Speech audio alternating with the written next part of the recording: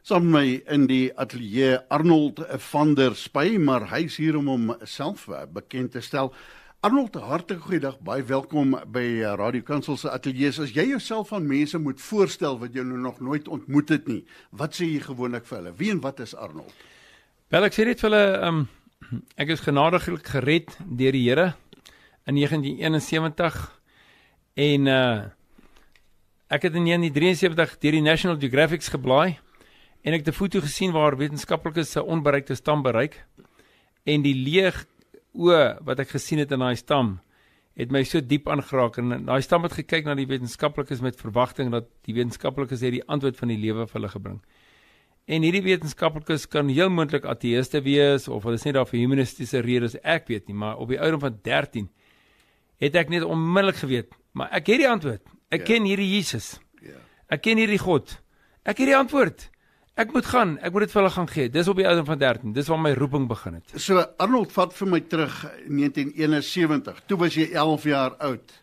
Jy het nie vir Jesus geken nie. Wat het daai aand gebeur tussen jou en die Here? Ja, my pa is 'n dominee en ek het gegaan, ons gaan geluister na Cliff Richard in die Shadows. Mense van daai ouderdom sal onthou wie dit is. En hy was toe weergebore en dit was 'n crusade wat hulle in Durban gehou het by die Park Ridge Tennis Stadium en ons het 3 aande gegaan en toe daai Cliff Richard op die voorg geklim en hy begin praat oor Jesus en hy lag en glimlag en hy speel 'n gitaar, toe weet ek onmiddellik, hierdie man het die waarheid, hy het die regte ding en ek het dit nie. Ek het godsdiens gehad, maar ek het nie hierdie Jesus geken nie. En ons het 3 aande gegaan en ek kon nie vorentoe gaan nie, want ek sit langs mevrou Dominee en Dominee. Ek moes gered gewees het. Jy is veronderstel om gered te wees. Maar my kop sê vir my ek is gered, maar die Heilige Gees sê vir my ek is ongered. Ek is op pad hel toe. Dit is verskriklik. Ek is 11 jaar oud. En ons het teruggegaan huis toe en ek het my heil vir ewig verloor. Ek het gedog jy kry 3 kansse. Dit staan ergens in Job. 3 kansse is verby en ek dog ek so op hel toe. Op pad hel toe omdat ek te bang was om vir my ouers en vir mense op te staan om vir Jesus by altaar oproep te gaan staan en Jesus aan te neem. Maar die Here het my uitroep in my hart gesien en daai aand het ek 'n teenwoordigheid in my kamer ervaar wat inkom. So pragtige, onvoorwaardelike aanvaarding van wie ek is. Ongesiens van wie ek is. En ek wil vir almal sê wat luister, daai onvoorwaardelike aanvaarding is vir jou. Dit maak nie saak hoe sleg jy is, hoe sleg jy was, waar jy gaan draai nie. Dis vir jou, dit maak saak hoeveel jy teruggeval het. Dit maak nie saak of jy nie na jou familie kan kyk of sorg nie. Daai onvoorwaardelike aanvaarding van Jesus is vir jou, want hy het 'n antwoord en hy het hoop en hy het 'n oplossing vir jou. 100% hoop. En toe voel ek, hoe kom hy in my in, toe sê ek het op my knie gegaan, toe sê ek net, Jesus, kom in, maar toe ek Jesus het, toe voel ek al klaar iets van my kop af begin ingaan tot by my voete, ek het letterlik ervaar, ek het gevoel hoe die Gees van God by my inkom. Arnold, wat sê jy vir iemand, so baie mense in hierdie wêreld, wat skepties staan teenoor daai wedergeboorte ervaring? Wanneer Christus, iemand het gesê, wanneer kopkennis hartkennis word, daai soet olie van redding in jou siel inloop. Wat sê jy vir ou wat skepties is oor jou ervaring, wat die Here met jou daai aand gedoen het? Is daar hoop vir enigiemand? Hoe verduidelik jy daai ervaring? Ja, jy weet, jy sien, ek het 'n getuienis, so ek kan jou net vertel wat gebeur het. En 'n getuienis is 'n waarheid. Dis 100% eg en waar. Nou sê die mens, ja Arnold, dit het vir jou gewerk, ek's bly jy ken hom, ek ken hom nie, ek glo nie in hom.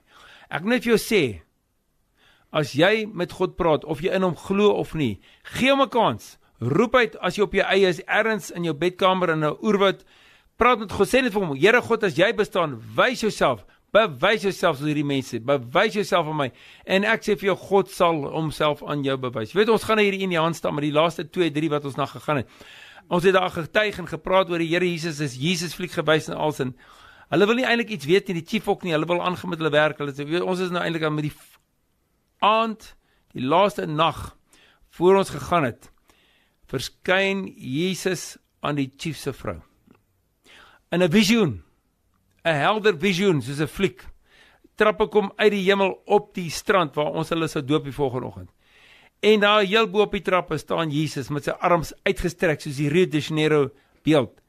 En Jesus sê, julle het nou geluister en gehoor die waarheid. Nou die ouens wat my glo, gaan aan my regterhand verby, en die ouens wat nie glo nie, moet aan my linkerhand verby gaan. En daardie visioen verdwyn. Dit was 'n helder lig wat die chief se vrou wakker geskrik het 4:00 die oggend. Dit is so impakvol geweest dat sy gryp haar man en sy ruk hom wakker. Sy sê vir hom, wat gebeur? Dit is verskriklik hierdie visioen wat sy gehad van Jesus. En weet jy wie is eerste volgende dag op die strand om gedoop te word? Die chief. En hy was skepties, hy was teer ons, en hy sy hele oot verander, sy hele gesig, en hy vertel my wat gebeur het. Ek het dit op tape, in Spaans verduidelik het vir my, op tape, en hy was eerste gedoop, en toe sê hy vir my, Arnold, wat moet ek doen? Ek het nou hierdie stam van my, hoe gaan ek hulle kan lei? Hy sê 'n pastoor, hy weet nie, so ek wil vir jou sê, ons het net gaan vertel, en Jesus Christus self het oortuig. En ek wil jou sê, skeptiese, ongelowige mense daar buite, God is baie lief vir jou. Hy gaan jou oortuig, maar jy moet hom vra. Ek weet jy glo nie, maar moenie worry, vra hom net. Doen nie stupid dinge, sê Jesus, God, jy bestaan, wys jouself asseblief aan my. Hy sal, want hy is baie lief vir jou en jy is oneindig werd hom. Dis vir die ouens wat skepties is. Arnold van der Spy, sending daar uit die Amazone woude wat saam met my hier in die ateljee kuier. Jy het later in 'n regte oorlog in Angola, Namibië geveg.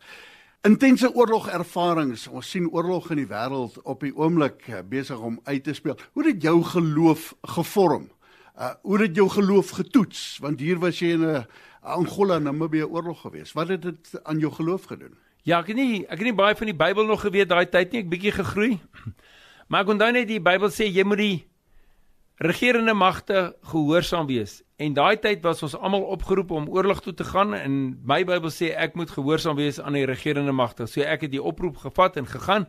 En ek moet sê ek was baie gelukkig toe my R1 kry want ek hou van gewere.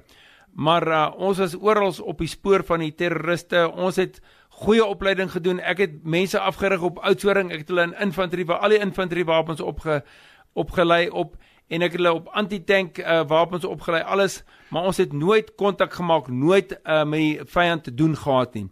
En weet jy wat dit is? Wynand, jy sien, ek was weergebore. Ek was gehoorsaam aan God se woord in die mate wat ek kon. Maar God is groter as enigiets anders. En God het gekeer dat ek 'n mens doodgemaak. Kosbaar. Tog was daar 'n punt waar jy 'n mercenary wou word. Wat sou die mooi Afrikaans nou? Rekkie. 'n rekkie wou word. Jy moes toe nou kies tussen jou geweer en die Bybel. Hoe moeilik was daai besluit geweest? Ja, verkenningskommando, maar kyk, ek is goed, jy vang my nie sommer nie. Ek het 'n talent met daai goeters. En ek wou verskriklik graag gaan. Al my pelle daar vir my gewag. My pa het die papiere geteken en almal was bly en ek kom by die deur waar ek moes instap in die kantoor om die papiere in te gee en dan sou ek verbygestap het en ek sou my toerusting gekry het en iets het my gekeer by die deur. Ek kon nie, my gewete het my gekeer. Ek het geweet, ek kan nie aangaan met hierdie ding nie, want wat jy doen in die verkenningskommando uiteindelik kan taamlik verskriklik word, baie erg word, mense se kele sny, etc. En ek kon nie. En ek het met God gewortel. Dit was 'n verskriklike wortel, want nou moet ek my beroep, my totale lewe opgee. Weet jy, hier soldaat word, dan kry jy verskriklike groot somme geld, en ek was goed, jy kry my nie. En ek het daar uiteindelik toe opgegee en gesê, Here, ek gee hierdie ding op, en ek was baie kwaad. Ek sê, Here, okay, ek sal die ding opgee, ek sal nie 'n rukkie word nie, maar dan moet u asseblief vir my dieselfde lewe op 'n ander manier gee, maar ek hou van die wille avontuurlike gevaarlike lewe. En dis hoe ek opgeëindig in die wille avontuurlike gevaarlike Amazone. Daai verskil tussen veg teen mense. En ek het die Bybel, ek het toe my R1 verruil vir 'n Bybel. Maar weet jy wat het God vir my gesê in daai tyd? Hy het gesê, Arnold, jy weet die Here is baie liefdevol en baie geduldig, né? Hy het vir my baie mooi kom sê, dis my gedagte. Hy het vir my, Arnold, dink jy nie dit is 'n beter proposisie, in plaas van dat jy jou vyand doodmaak, laat jy hom oorwen na ons kant toe nie. Eerder vriende maak as vyande. Dis reg. Nee. En hom wen, en hom lewendig wen, man, laat hy nie doodmaak, moet hom nie doodmaak, kry hom lewendig en kry hom, en toe, dis hoe dit werk. Arnold, 93 begin jy toe nou met sendingwerk. Die Here antwoord jou gebed. Jy soek avontuur, jy soek 'n gevaarlike, maar vir die Here in sy koninkryk. 93 begin jy in die Amazone werk, seker een van die moeilikste plekke op aarde. Wat is dit wat in jou kop gebeur het? Hoe het jy geweet dis waar ek moet wees? Wel, ek het 'n studie gemaak en gesien dis een van die mees onbereikste dele op die aarde. Almal gaan na stede toe of bereikte dele, en ek het vir myself net logies gesê, as dit die mees onbereikste is, dan is dit die mees noodsaaklikste area waar die meeste nood het, want hulle het nie van Jesus gehoor nie, omdat mense nie daarna gaan nie. Met ander, dis seker nie gemaklik en lekker nie, en Die ouens sê dis gevaarlik en ek weet nie wat al sê en hoe meer die mense vir my gesê dis gevaarlik en moenie gaan, hoe meer het gesê wel dis vir my. Ek gaan. Ek hou van 'n uitdaging. Geef my 'n uitdaging, gaan hom doen. Ek leef net een keer en ek gaan goed lewe en ek gaan in die geloof moet lewe. En God het in sy woord gesê, leef in die geloof. As jy agter my wil aankom, gee alles op, maar Jesus sê ek jou nooit begewe en jou nooit verlaat. Ek het gegaan. Ek het swaar gekry daai eerste jaar, baie min geëet. Ek was met YWAM gewees, nou het nie eintlik geld gekom, ek het 'n paar nuusbriewe uitgegee. Maar aan die einde van die jaar het geld begin inkom en ek het deur baie swaar tye ook gegaan. Maar die Here het my getoets. Maar ek het net geweet dat God is getrou. En vandag doen ek dit nou al meer as 30 jaar. Wat ons ingaan en uitgaan, die term in die geloof lewe, meen maar net dat God wek ander mense op om finansiëel hierdie sending te ondersteun. Dit gaan nie oor finansies nie, maar finansies help om kos in jou maag te kry, om 'n vliegtuigkaartjie te koop. Ons bou nie sendingstasies, ons sit nie geld in konkrete bakstene en sement nie. Ons sit dit in transport en om die woord van God by die mense te kry. So dis hoe dit werk. En daar's baie wat sê as die Here jou stuur, dan voorsiening hy ook, hy voorsien in jou behoeftes. Hy sal voorsien, maar daar's moeilike tye, daar's tye wat jy getoets word, daar's tye wat jy moet vasbyt, jy moet aanhou deurdruk, maar hy kan jou nie verlaat nie. Maar ek wil ook vir mense daar aanmoedig om te sê dat jy het ook 'n keuse. As jy vir die Here wil werk, die feit dat jy vir hom wil werk is al klare roeping.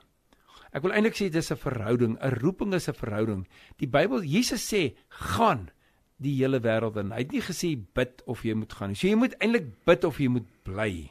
So kom ons gesels dan oor opoffering. Jy's op rekord waar jy gesê het, dis dalk een van die grootste redes hoekom baie mense nie hulle roeping uitlewe nie, want hulle kies gemak bo opoffering. Vir hom en haar wat nou luister, in 'n gemaksone vasgevang is, maar begeer om 'n opoffering vir die Here te maak. Wat sê jy vir hom of vir haar wou sê? Ja, jy sien ons hardloop na lewensversekerings en mediese versekerings en begrafnisversekerings, nie dat dit jou gaan enige versekering gee nie. Maar ons het al die versekerings en almal hardloop en word geleer, jy moet al die versekerings, jy moet 'n verantwoordelike mens wees. Jy kan nie roekeloos wees nie. Maar ek wil vir jou sê, in al hierdie tyd wat ons in die Amazone werk, het ons nie 'n mediese versekering nie. Nog elke keer as ons siek geword het, iets gebeur het God voorsien op een of ander manier, 'n kliniek of 'n hospitaal verniet of wat ook al. En of baie keer het ons net genees. So ek wil net vir jou sê dat as jy 'n medies het, dan lyk dit my dan word jy siek, maar as jy nie medies het, dan word jy nie siek nie. So is amper of jy profeteer jy gaan siek word. Ek wil vir mense sê dat ons het nie eintlik opgeoffer nie. Ons het eintlik ontdek dat God is jou beste versekering in elke opsig. Finansieel, medies, gesondheidsgewys, in alle opsig is God jou beste voorsiening. En die Bybel sê dit. Nou, jy moet gaan beproef om te sien dat die Bybel die waarheid praat. So eintlik broer, ons het nie opgeoffer nie, ons het ontdek, ons het gevind, ons het gekry en dit het ons lewens verryk en God gee vir jou meer van sy gees, meer van sy krag, meer van sy insig, meer van sy wysheid. Jy kan dit nie in 'n Bybelskool kry nie, jy kan dit nie in die teologie kry nie, jy kan dit net met God op die pad kry. Die woord van die Here sê proon sien dat dit goed is om die Here te dien. Ek gesels met Arnold van der Spy, sending daar uit die Amazone woude. Die Here het jou die begeertes van jou hart gegee, Amazone woude. Prakties, praat my, wat beteken dit om mense te bereik wat nog nooit van Jesus gehoor het nie? Jy het gesê op 13-jarige ouderdom gesien daai film van die wetenskaplikes, die tribes daar uit die woude, uit die leegheid in hulle oë.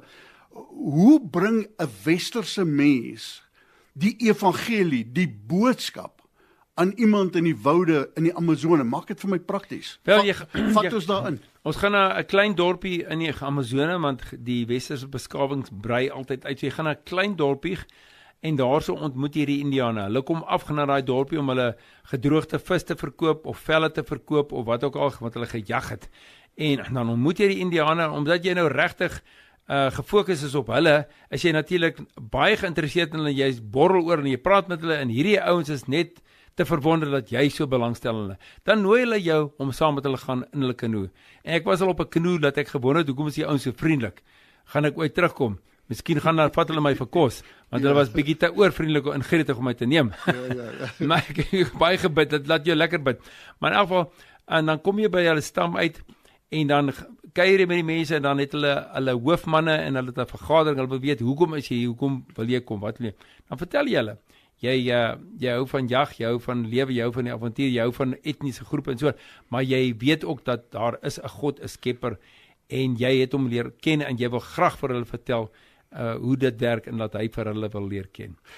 Jy moes binne 5 maande Portugees leer. Dit sê vir my baie van jou toewyding en jou passie om die evangelie. Hoe doen 'n ou Portugees binne 5 maande om die evangelie, die gospel uit te dra in hierdie Indiane, hierdie etniese groepe? Wel, ek het net oor 40% vir Engels gehad op matriek en ek het 39% vir Afrikaans. So ek het Afrikaans gedop. Toe gaan hulle deur my vraestelle, toe krap hulle 'n halwe punt uit, toe kry ek 40% toe ek deur met Afrikaans. So as jy dink ek was goed met tale, daar sien jy ek was nie te goed met tale nie. Maar toe die ouens vir my sê Portugees is een van die moeilikste tale om te leer, toe dog ek dit sal die dag wees, nou gaan ek julle wys. Ek het dit geëet, slaap, gerus, gewerk. Oral waar ek was met YWAM het ek net eenvoudig almal gepeper en gevra en ek het boeke gehad wat ek alles neergeskryf het. Ek het 'n woord gehoor het om neergeskryf. Daai tyd het ons net woordeboeke gehad. Daar was nie Google gewees nie.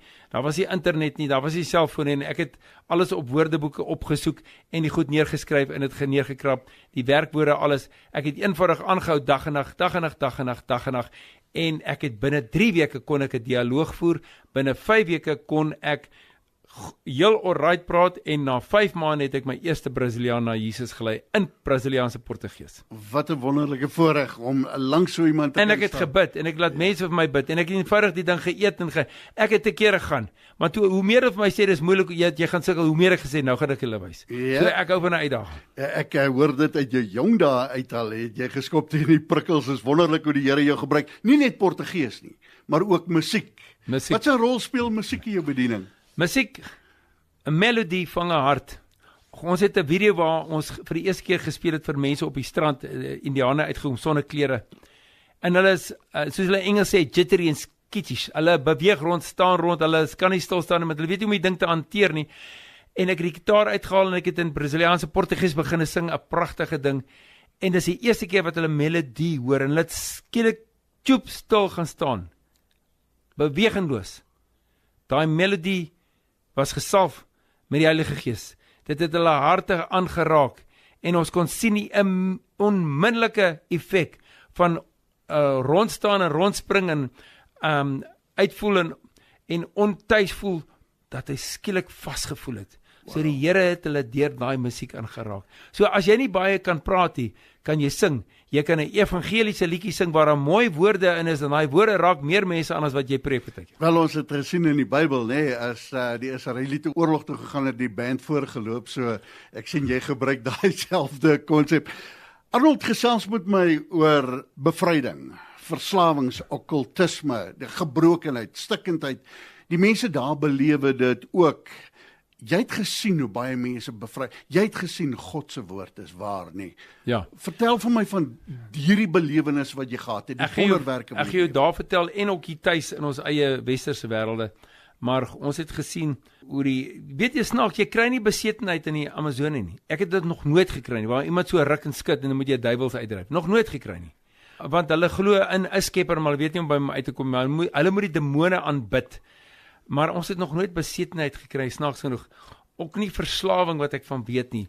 Want daar is nie eintlik alkohol in die Amazone nie. En daar is ook nie pornografie en sulke goeders nie, die tegnologie daar uitgekom nie. Maar ek het hier in Suid-Afrika en in Brazil en Rio de Janeiro het ek beleef hoe gangs my aanval met messe. En ek het hulle gebind in die naam van Jesus. Ek het geen uitweg gehad nie. Ek moes geskree het, in die naam van Jesus bind ek jou Satan, laat die gangleier voor my neerval, vir my smeek en bedel, dat ek vir hom sal bid. Laat die gang gaan sit op stoeltjies soos klein kindertjies, hulle knie is gelok en hulle hande is opgevou, dat hulle lyk of hulle gebind is, en dat ek dan vir hom bid, dan kom 'n vrede in sy oë in, en ek het die krag van God soos 20.000 volts deur my voel gaan, en dit het hulle ook getref, want hulle het op die vloer geval, en gesmeek vir genade. Dit het etlike tye in my lewe gebeur, deur my lewe, in Suid-Amerika en in Suid-Afrika, in die stedelike gebiede, hoor waar die gangs is. God het my van die dood gered etlike kere, en hy het my opgelei in daai oomblikke wat ek moet doen. En die Bybel praat altyd van in die naam van Jesus. Ja. En ek wil vir julle sê, daar is net een naam, dit is die naam van Jesus. Jy kan maar sê die naam van God, jy kan maar sê die naam van die Vader, dit gaan nie werk. Jy kan sê as jy sê in die naam van Daar's Jesus, krag in sy naam, né? daar gebeur iets met daai krag, wat staan in die Bybel. Hy sit hy saam met my in die ateljee 'n rekkie vir Jesus en sending daar uit die woude van die Amazone, ook in die stede, passie om die evangelie te verkondig. Vir iemand wat nou na jou luister, 'n leë gevoel in sy hart het. Wat sou jy vir daai persoon wou sê? Wat is die eerste stap om werklik vir God te begin lewe, om vir die Here Jesus Christus, die Messias, te begin lewe? Wat sê jy vir hom en haar wou sê? Ek wil vir jou sê, soveel kerke, broer en suster, gaan na 'n kerk wat huiselle het, en sê vir daai mense en hy sê, ek wil asseblief vanaand of woensdag aand kom, want jy kan nie op jou eie bestaan, jy gaan op jou eie selfmoord pleeg, jy gaan hoop verloor. Ons kan nie 'n koeltjie wat uit die vuur geruk is gaan uitblus, gaan terug in daai vuur spring in. Sê vir iemand, bid vir my. Moenie te groot wees om te vra. Ek vra vir mense om vir my te bid, en weet jy, die gebed van 'n ander vir 'n ander ou se lewe. As daar gebid word, God luister altyd en hy beantwoord gebed. En as jy so gaan soek, gaan jy oplossing kry vir jou lewe. Het jy nie finansies nie, het jy nie werk nie, gaan na 'n huisel. Bid met daai mense, al is dit 'n ou tannetjie of 'n klein kindjie met 'n snot gesig, laat hy vir jou bid. Laat ek vir jou sê, God hoor daai gebede en hy gaan jou lewe verander. My lewe het die kragtigste verander in homesels. Dis waar hulle geprofeteer het op my, vir my gesê het, jy's geroep, vir my bevestig het, is uit 'n homesel wat ek gegaan het vir die Here gewerk het, nie uit 'n groot kerk nie. Kom ons draai dit om, right back at you. Waarvoor kan ons luisteraars vir jou bid? Hulle kan vir ons bid, vir my vrou Heidi wat ook hier so sit, asseblief bid vir ons. Laat ons sal aangaan, ons gaan aan, ons sal nie ophou nie, maar ons sê dit nederig, bid laat ons sal aangaan, en bid laat ons altyd mense kan saamneem, ons vat altyd mense saam met ons, as ons kan kry, dank die Here, en bid vir, dat daar altyd genoeg finansies is. Ons soek vir 'n klomp finansies nie, ons soek vir genoeg finansies, ons is agente van God, sodat ons sy finansies reg kan administreer, vir die uitreike, en om mense te bereik, so julle kan daarvoor bid. Maar ons sê altyd vir mense, julle is welkom te bid, julle is welkom om saam te kom en te saai soos die Here in julle harte sê. As iemand jou in die hande wou kry, sosiale media, Facebook, ek dink die vinnigste is ja, julle kan net sê amazonmissions.com, dis op die internet, en julle kan gaan op Facebook, Instagram, alle plekke, en sit net Amazon Missions, sit net my naam by Arnold, en as jy daai twee insit, gaan dit ergens opkom op Google, kan julle dit ook insit, Arnold Amazon Missions, julle gaan baie goed sien opkom, daar is altyd kontakte. Ons huidige selfoonnommer is nie, ek kan hom gou stadig vir jou uitspreek, dis 076 457 3485. Ek herhaal, want WhatsApp moes nou baie gesocht en baie maklik. Ek gaan weer my selfoon stadig lees. Julle kan by Wynand ook kry, dis 076 457 3485. WhatsApp ons. So eenvoudig soos dit. Dit was die stem en die hart van Arnold van der Spy, en bly gerus na in jou radio, want ek gaan met sy vrou Heidi ook 'n aparte onderhoud doen, en ergens kan jy luister, wat beteken dit om die vrou van 'n sendeling te wees, maar ook 'n sendeling in jou eie hart, in die woude van die Amazone. Arnold, baie dankie dat jy saam met ons kom kuier het hier in die ateljee. Dankie Wynand.